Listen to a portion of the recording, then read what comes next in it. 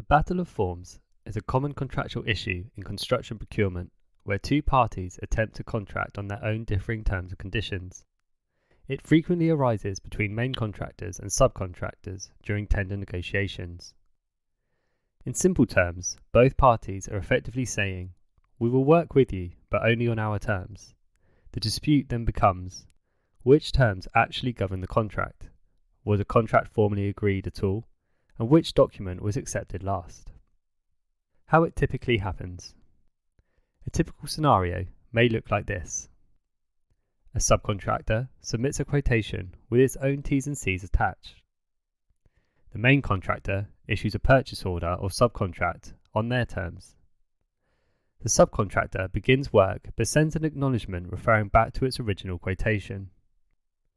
Work proceeds without either side fully resolving the contractual position.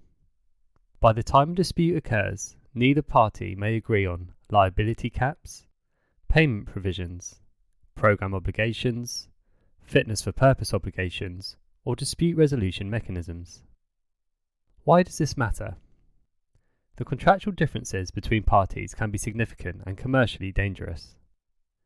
Examples include one party limiting liability whilst the other leaves liability uncapped, differing payment periods, conflicting insurance obligations, varying defect liability periods, and one party attempting to flow down onerous upstream contract risks.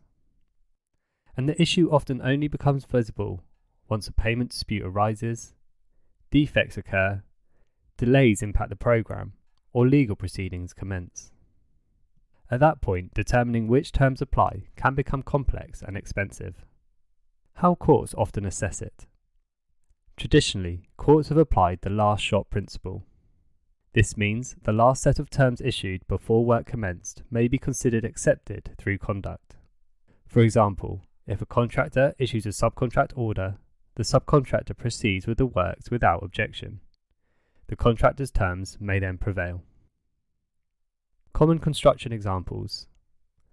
Battle of forms disputes commonly occur with purchase orders, framework call-offs, subcontract quotations, consultant appointments, supplier agreements, and amended standard forms such as JCT Design and Build Contract 2024 or NEC4 Engineering and Construction Contract Flowdown Amendments. It is good commercial practice to try and reduce the risk. To do this, ensure contracts are formally executed before works commence. Clearly reject unacceptable terms in writing. Avoid commencing work subject to contract for extended periods. Maintain clear procurement records and ensure purchase orders and subcontract documents align. From a QS and commercial management perspective, early contractual clarity is often far cheaper than resolving a dispute later. Metroun, a commercial hub for your business.